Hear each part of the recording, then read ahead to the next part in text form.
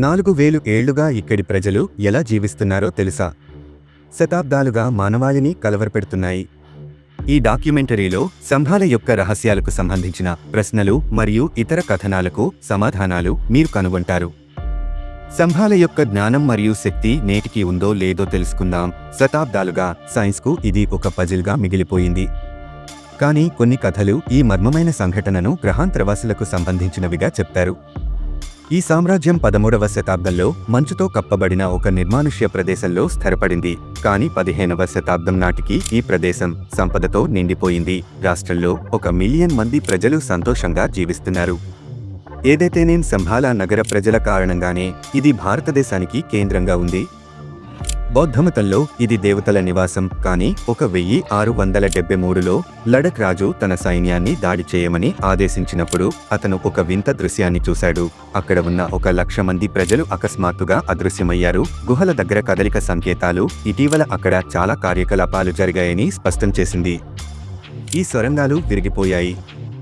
వెళ్లడానికి ప్రయత్నించారు. కానీ చివరికి వారి అన్వేషణ వారిని కైలాస పర్వతానికి దారితీసే సొరంగాల వద్దకు తీసుకువెళ్ళింది. మరియు సంభాల ప్రవేశద్వారం ఇప్పటికీ శాస్త్రానికి మరియు రహస్యానికి కేంద్రంగా ఉంది. సంభాల అనేది పౌరాణిక నగరం. ఇది విజ్ఞాన, శాంతి మరియు అధునాతన నాగరికతకు కేంద్రంగా ఉంది. ఈ ప్రదేశాన్ని జన్గంజ్ సిద్ధ ఆశ్రమం లేదా షాంగ్రిలా అని కూడా అంటారు.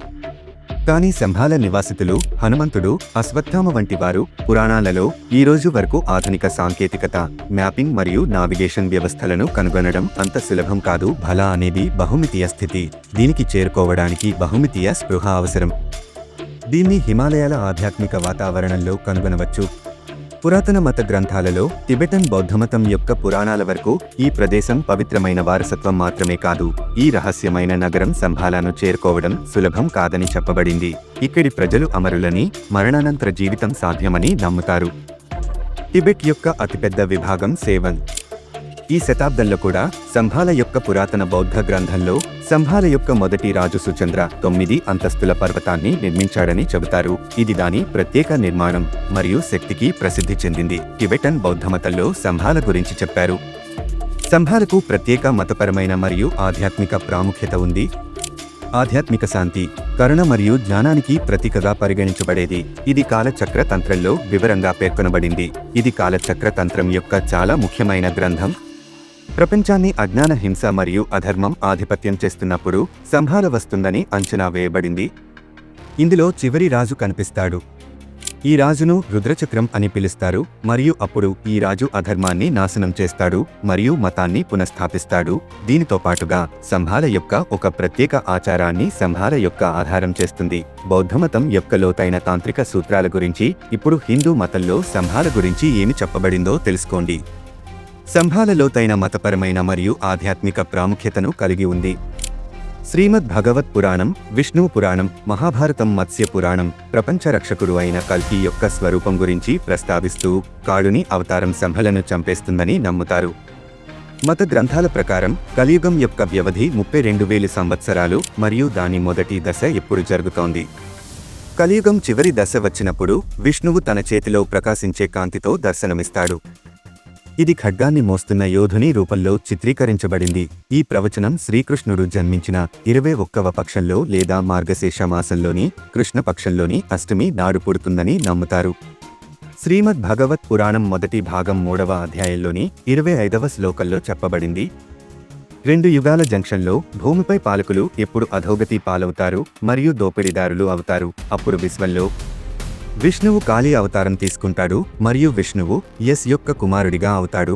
మరియు శ్రీమద్ భగవత్ పురాణంలోని 12వ అధ్యాయంలోని 18వ శ్లోకం నుండి సంభాల గ్రామంలో కల్కి భగవంతుడు జన్మిస్తాడని నిరూపించబడింది. సంభలాను కనుగొనడానికి చరిత్రలో ఔస్ ప్రయాణాలు మరియు పరిశోధనలు జరిగాయి. కానీ ఈ శోధనలు ఏవీ పూర్తిగా విజయవంతం కాలేదు. కొంతమంది అన్వేషకులు సంభాల యొక్క మర్మమైన సంగ్రహావలోకనాలను చూశారని పేర్కొన్నప్పటికీ ఈ యాత్రలలో వీటిలో హిమాలయాల యొక్క కఠినమైన శిఖరాల గుండా ప్రయాణించడం మరియు టిబెట్ యొక్క తెలియని లోయల గుండా వెళ్లే మార్గాలు ఉన్నాయి. నికోలస్ రోరిచ్ ఒక ప్రసిద్ధ రష్యన్ చిత్రకారుడు, రచయిత, పురావస్తు శాస్త్రవేత్త మరియు 1920లలో అతనిని కనుగొనడానికి చాలా సాహసోపేతమైన యాత్రకు నాయకత్వం వహించాడు. అతను హిమాలయాలు దాటి టిబెట్లోని లోతైన మరియు దుర్గమమైన ప్రాంతాలకు ప్రయాణించాడు.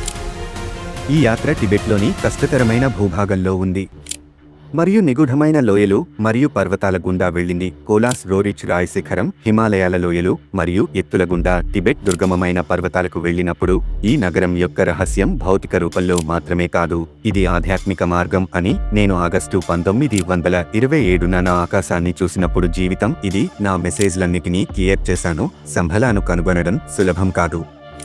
ఆధ్యాత్మికంగా అభివృద్ధి చెందిన వారి హృదయం ఉన్నవారికి మాత్రమే ఇది తెరుచుకుంటుంది.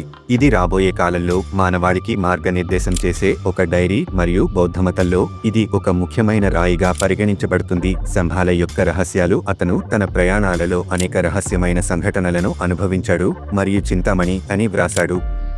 16,500 అడుగుల ఎత్తులో ఉన్న ఈ సరస్సును అస్థిపంజరాల సరస్సు అని కూడా అంటారు.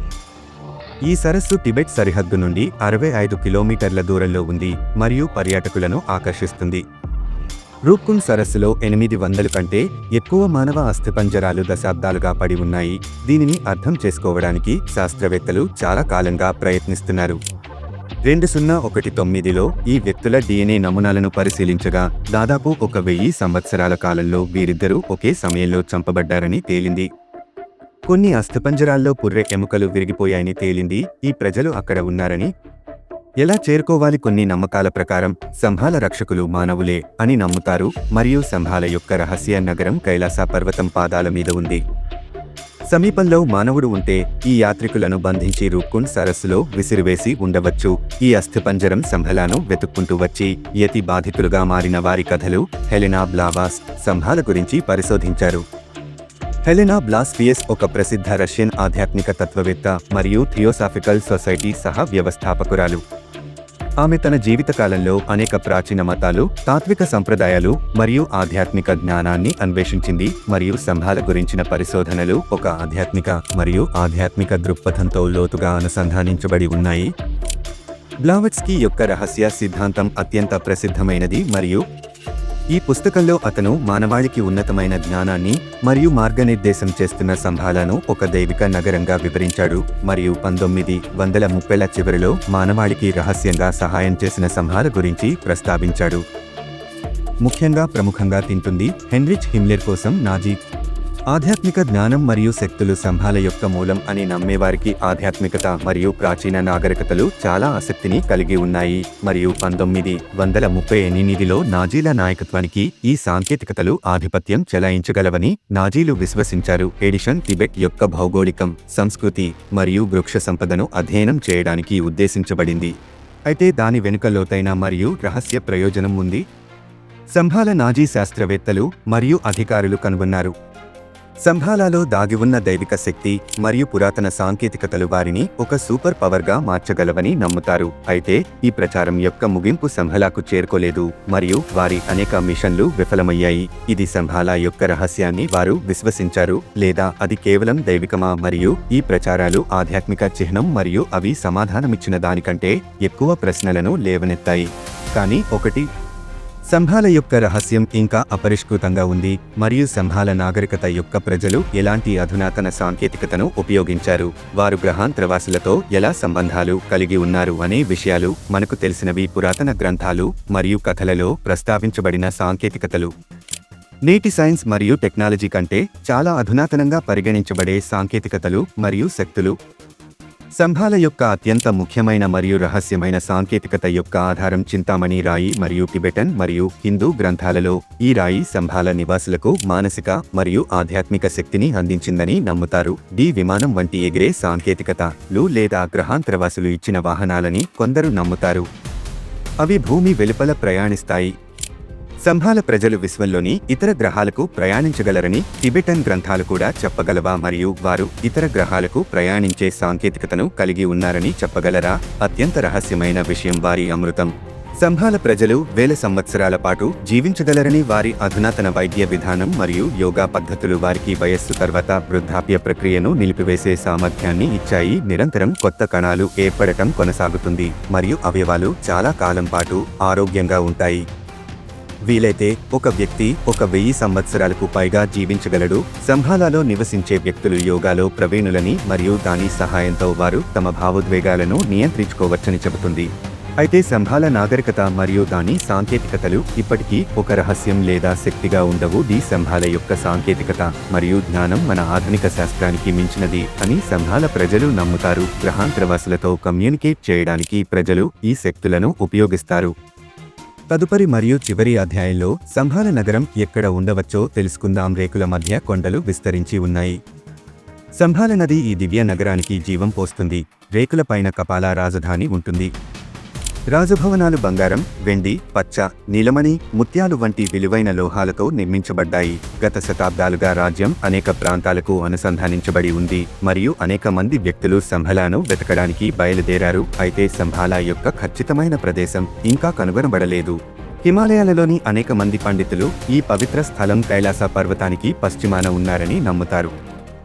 ఇది ఒక రహస్యమైన మరియు పవిత్రమైన ప్రదేశంగా ప్రసిద్ధి చెందింది. సంభాల యొక్క భౌగోళిక స్థానం చాలా సురక్షితమైనది మరియు స్వచ్ఛమైన హృదయం ఉన్నవారు మాత్రమే కనుగొనవచ్చు. అయినప్పటికీ సంభాల యొక్క భౌగోళిక స్థానం యొక్క రహస్యం ఇప్పటికీ మనకు తెలియని రహస్యంగా ఉంది.